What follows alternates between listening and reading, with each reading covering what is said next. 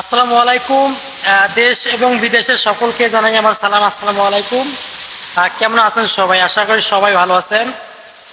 আপনারা জানেন যে আমরা হয়তো গত 1 তারিখে 1/7/24 এই তারিখে আমরা ব্রুনেই দেশে আসছি।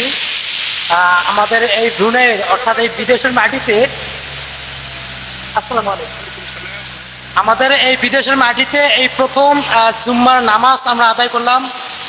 আপনারা দোয়া করবেন আমরা যেন এই বিদেশের মাটিতে থেকে সুস্থ শরীরে যেন কাজকাম করে যেন আবার যেন আমরা সেই আমাদের সেই কাঙ্ক্ষিত জায়গায় অর্থাৎ আমাদের সেই দেশে যেন আমরা সেই আবারও যেন আমরা ফিরে আসতে পারি। আপনারা সবাই দোয়া করবেন এবং আমরাও আপনাদের জন্য দেশে যারা আছে তাদের জন্য আমরা দোয়া করব।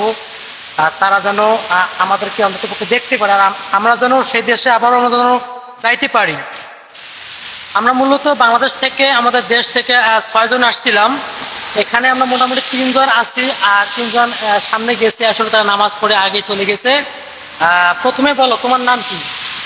এমডি রাসেল মাহমুদ। এমডি রাসেল মাহমুদ। দেশের বাড়ি কোথায়? দেশের বাড়ি জামালপুরে। দেশের বাড়ি জামালপুরে না? আপনারা কবে আসছেন এখানে ব্রুনাইতে? কবে আসছেন এই ব্রুনাই দেশে? ব্রুনাইতে আসছি 21 তারিখ। 21 তারিখে আসছি। 21 তারিখে আসছেন না? তোমার নাম কি? তোমার নাম?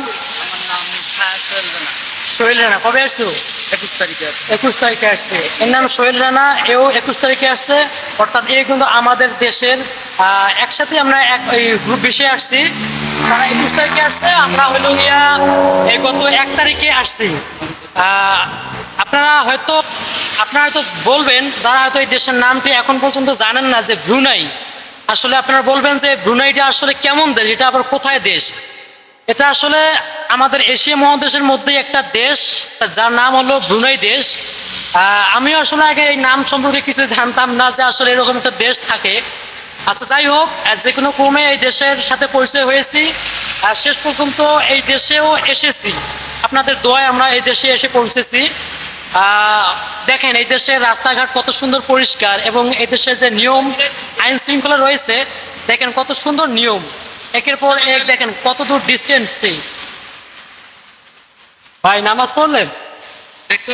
আমি এই যে ভাই এসছে আমাদের বাংলাদেশি ভাই। ভাই বাঙালি বাঙালি বাঙালি না? নোয়াখালী। নোয়াখালী ভাই, নোয়াখালী। জাপানি জাপানি।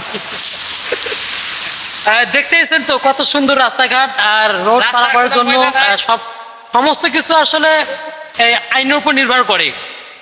এক এক দেশের আইন এক এক রকম।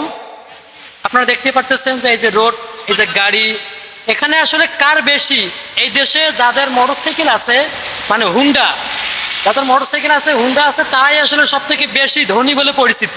কারণ মোটরসাইকেলটার দাম এতই বেশি যে কিনা কেউ একটা প্রাইভেট কারের থেকেও নাকি অনেক বেশি দাম, যার কারণে এই প্রাইভেট কারটাই এই দেশে সব থেকে বেশি চলে নাকি? বলো তুমি কিছু বলো। তুমি যেহেতু 21 তারিখে আসছো, আমার আগেই এসেছো, 15 দিন 16 দিন আগেই, তো যা জানো কিছু বলো। আমার দেশের ভাইরা যেন কিছু বুঝতে পারে, কিছু যেন জানতে পারে।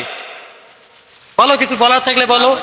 মেড ইন জাপানি ভাই, মেড ইন চায়না ভাই। আপনি কিছু বলেন, কিছু বলেন, এখানে কিছু বলেন। আমরা যদি নতুন আসছি, আপনারা 15-16 দিন আগে আসছেন। পরে বলবো, আগে। আচ্ছা আচ্ছা, তো ঠিক আছে। সবাই ভালো থাকবেন এবং দেশের এবং বিদেশে যারা প্রবাসী ভাইয়েরা আমরা আছি আর তারা সবার জন্য দোয়া করব, তারা যেন ঠিকমতো বিদেশে থাকতে পারে, কাজকাম করতে পারে। আর যে দেশের থাকবে সেই দেশের নিয়ম শৃঙ্খলা মেনে যেন তারা থাকতে পারে। ভাই কিছু বলেন। বাংলাদেশে থাকেন, বিদেশ আসিয়েন না। বাংলাদেশ অনেক ভালো, আলহামদুলিল্লাহ। বাংলাদেশে আছেন, অনেক ভালো আছেন। ঠিক আছে, আমাদের জন্য দোয়া করবেন। ভাই আপনাকে একটা কথা বলি, বাংলাদেশে তো অন্যরকম হয়ে গেছে। বাংলাদেশে থাকাটা রিস্ক। বাংলাদেশের শেখ হাসিনা সরকার যে অবস্থা করছে বলার বাইরে। অবস্থা পরিবর্তন এক সময় আসবে। আমরা চাই শেখ হাসিনা সরকার এই বাংলাদেশের অবস্থাটাকে পরিবর্তন করুক। এই দেশের মতো জানে অবস্থা করে, এই দেশের মতো জানে, এই দেশের যেমন আইন ওইরকম আইন যেমন করতে পারে করুক, আমার এটাই কামনা। আর একটা কথা, আমরা যেহেতু প্রথম আসছি আর দেশের অবস্থা জানেনি তো সবাই, দেশের অবস্থা দেখে শুনে আমরা তারপরে না হয় আমরা টাকা পাঠাবো, ব্যাংকে পাঠাই না হুন্ডিতে পাঠাই, যেখানে পাঠাবো আমরা দেশের অবস্থাকে দেখবো। যদি দেশের অবস্থা ভালো হয়, যদি যে নিয়মগুলো দিছে এই শর্তগুলো যদি পূরণ হয় তাহলে আমরা একটা সিদ্ধান্ত নেওয়ার পরে আমরা আসলে টাকা পাঠাবো। আমরা যেহেতু এখন প্রথম আসছি, আমাদের এই কথাগুলো বলা হয়তো ঠিক না, তারপরে বললাম। তো ঠিক আছে, সবাই ভালো থাকবেন, সুস্থ থাকবেন, আর আমাদের জন্য দোয়া করবেন। দেখা হবে অন্য কোনো ভিডিওতেই। আল্লাহ হাফেজ, আসসালামু আলাইকুম।